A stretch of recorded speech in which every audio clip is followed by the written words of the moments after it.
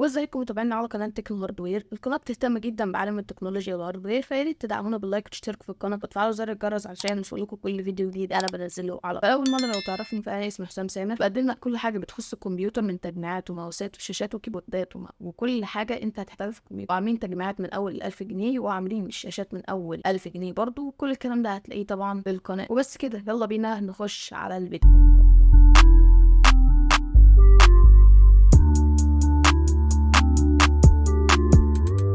النهارده بقى يا جدعان عندنا فيديو جديد. في الفيديو ده هستعرض لكم افضل كروت شاشه من 3000 ل 8000 جنيه. ونبدا باول كارت، هو جي تي اكس 1060 جي 1 جيمنج. الكارت ده بيجي ب 3 جيجا بايت في رام جي دي دي ار 5، ويجي بيس كلوك سبيد 1582 وبوست كلوك سبيد 1797، وده في الاو سي مود، يعني مفعل في البايس الاو سي مود. انما هتاخد بيس كلوك سبيد 1556 وبوست كلوك سبيد 1771، ده لو مفعل الجيم مود في البايس. الكارت ده بيجي بمروحتين بخاصيه الوايند فورس. الكارت ده سعره من 3000 ل 3500 جنيه جديد مش مستعمل.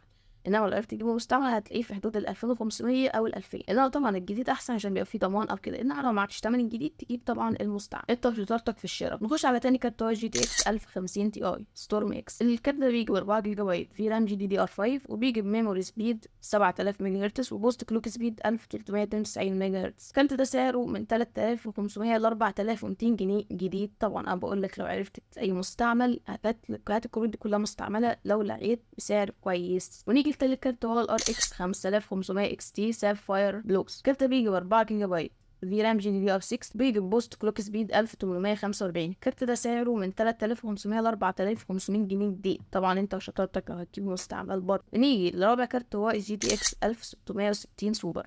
الكارت بيجي ب 6 جيجا بايت في رام جي دي دي ار 6، وبيجي بمروحتين برضه من نظام تبريد واين فورس. وكارت سعره هتلاقيه جديد من 7500 ل 8000. ونخش على خامس كارت واخر كارت، وهو الار اكس 5500 اكس تي نسخه المش الاو سي.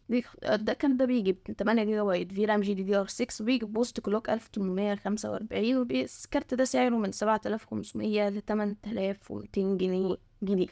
وكده تكون وصلنا لنهاية الفيديو. بس متنساش تعمل لايك وتشترك في القناة وتفعل زر الجرس عشان يوصلك كل فيديو جديد انا بنزله. وقريب ان شاء الله هنزل فيديو جديد، يا اما هيكون تجميع يا اما هيكون عن افضل الشاشات الجزء التاني. فاستنى بقى الحلقة واعمل لايك، واهم حاجة فعل الجرس عشان يوصلك الفيديو الجديد اللي انا هنزله. وبس كده، يلا، السلام.